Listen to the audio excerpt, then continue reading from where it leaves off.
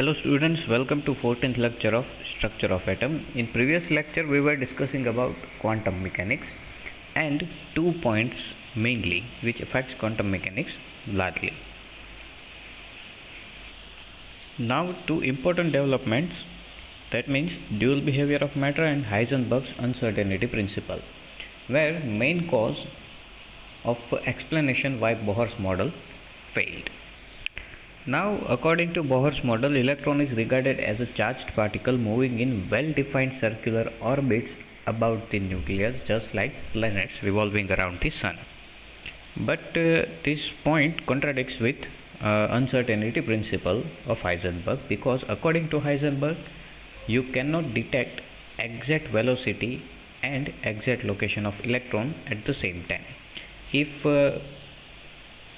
uncertainty in velocity is minimized, then uncertainty in position will increase, and the value of uncertainty of location multiplied by value of uncertainty in velocity is equal to at least h upon 4 pi m. And this uncertainty equation represents that if uncertainty in location decreases, then it will increase the uncertainty in velocity, and vice versa. So that's why according to Bohr, electrons are revolving around the nucleus in well-defined orbits, which indicates it is only true if uncertainty do not exist. As for example, we know that planets are revolving around the sun in well-defined orbits. It is because of no uncertainty is present inside it. That means we can exactly find the location and exact velocity of these type of macro objects, and that's why we can mark their orbits. So first point, why Bohr's model failed to exactly represent the atomic structure. It contradicts with uncertainty principle. And second point is, Bohr's model only assumed electron as a particle. He completely ignored wave nature of electron. That means it contradicts with our other point, dual behavior. Bohr's model considers electrons as particles only. It completely ignores that means wave nature of electron. That means it ignores both of the points required for quantum mechanics. It ignores Heisenberg's uncertainty principle as well as dual behavior of subatomic particles. And this is the main reason there is no point in extending Bohr's model to other atoms. Okay, so that's why we need more precise or perfect structure of atom, and that's why we are moving towards the quantum mechanics. Quantum mechanical model of atom. So as we discussed earlier, macro objects, as for example like planets or stones or bottle, pen, etc., they follows classical mechanics, and it is based on Newton's law of motion. So simply we can represent them, we can exactly define the trajectories or path of moving substance which has comparatively high mass. That means macro subjects. So as for example falling stone or thrown ball or orbiting planets, all of them has well defined orbits or trajectories or path. It is because of they follows Newton's law of motion. But however, it failed. Newton's law of motions are failed to explain behavior of subatomic particles like electrons, protons, neutrons, atoms or molecules. This is mainly because of fact that classical mechanics completely ignores the concept of dual behavior of matter. Mainly classical mechanics mainly concentrates on particle nature of substance. It is completely based on particle nature. It ignores wave nature. Now for macro objects, this ignorance of wave nature has no effect, because as we mentioned earlier, if mass increases, wave nature decreases, and eventually if we have sufficient higher mass, then wave nature has no significance in any kind of behavior. But for subatomic particles, as we know, masses are extremely low. That means if masses decreases, wave-like properties increases. So wave properties for these type of very lightweight particles like electrons has some significance, and that's why we cannot ignore it. They follows or shows both type of effect considerably and noticeably. That means particle nature is also noticeable as well as wave-like natures are also noticeable. That's why we have to study it according to quantum mechanics, because it do not ignores wave-like property. Let us compare this situation with a ball and electron. Suppose we have a ball with 100-gram mass, so it has extremely larger mass than electron, because electron is extremely lightweight particle. It has 10 raised to minus 31 order of kilogram for weight. So that means it is far more lightweight than ball. So that's why for the ball, wave-like properties are extremely negligible, and we already calculated the wave properties or wavelength for ball. Okay, you can check it. And similarly for electron, because of extremely negligible mass, it has some effective wave-like properties, and that's why we cannot ignore it.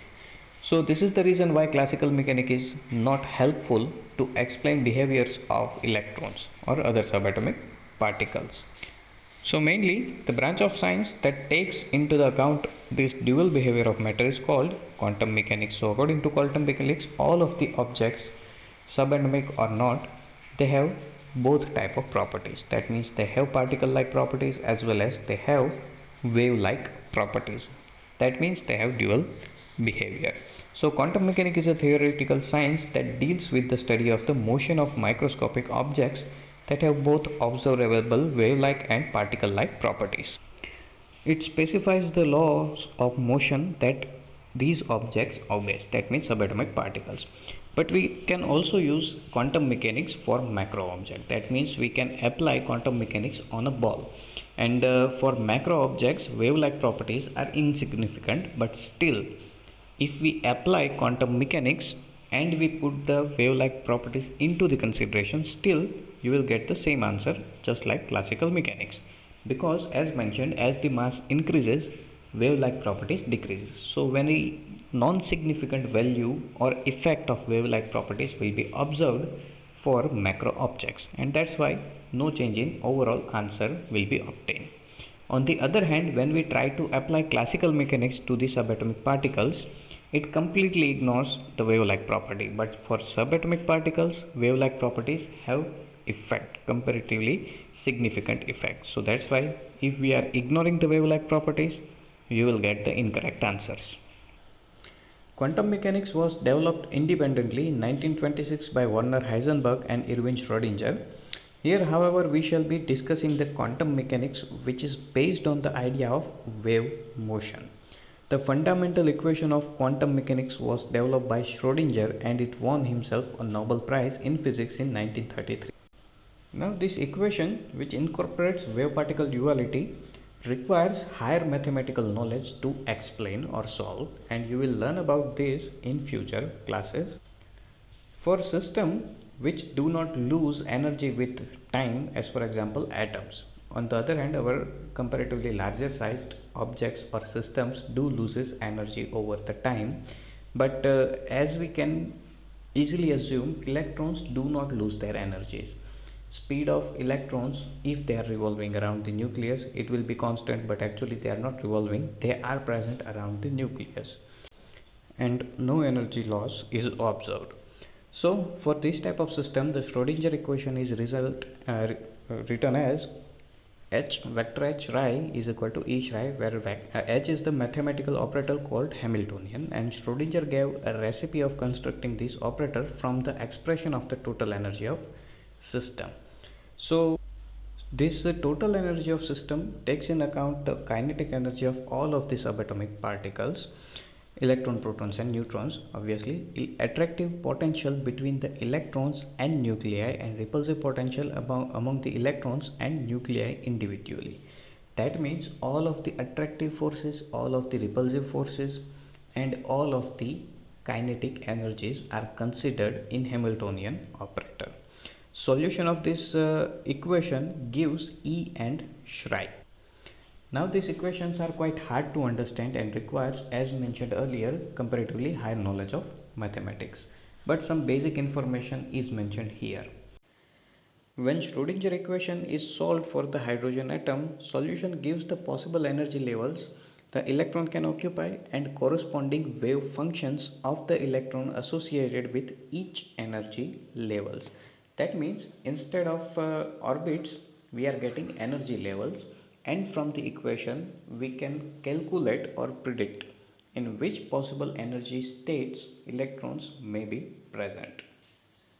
These quantized energy states and the corresponding wave functions, which are characterized by the set of three quantum numbers, first principal quantum number n, azimuthal quantum number l, and magnetic quantum number ml, arises as a natural consequences in the solution of Schrodinger's equation. Now all of these three quantum numbers are important to locate electron inside the atom. We can say that it is one type of address for the electron inside atom, and the set of these quantum numbers will be different for each and every electrons.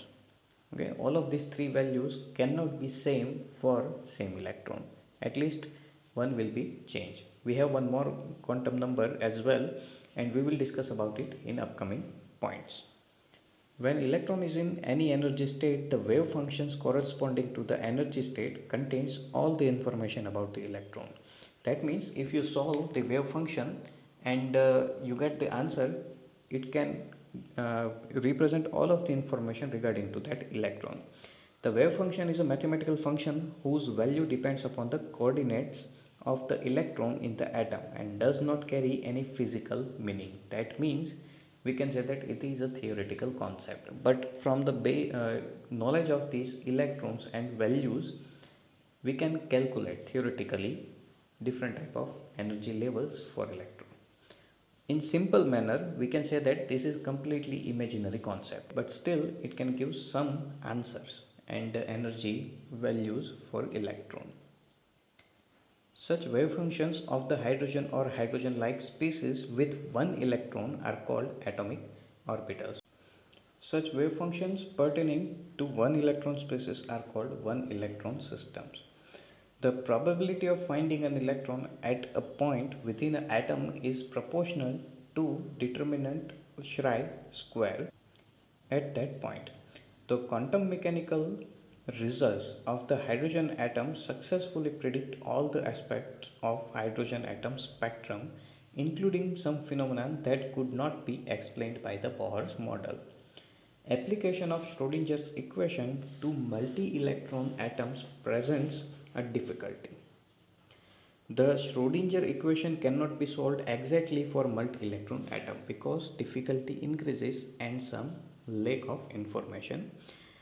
This difficulty can be overcome by using approximate methods. Such calculations with the aid of modern computers shows that orbital in atom other than hydrogen do not differ in any radical way from the hydrogen orbitals discussed above. Principal difference lies in the consequences of increased nuclear charge. That means as we move to more complex atoms, at the center of atom nuclear charge or positive charge provided from proton increases, and because of this all the orbits are somewhat contracted. That means size of orbits will shrink. Further, as you shall see later, unlike the orbitals of hydrogen or hydrogen-like species, whose energies depends only on the quantum number n, the energy of orbital in multi-electron depends on the quantum number n and l. That means in case of hydrogen we only have one electron. That's why we need only principal quantum number to explain its energy. On the other hand, if you have more than one electron in atom, then you have to use other quantum numbers as well. That means n and l. In certain cases with larger number of electrons, you have to use magnetic quantum numbers as well. We will discuss all of these quantum numbers in detail in upcoming points.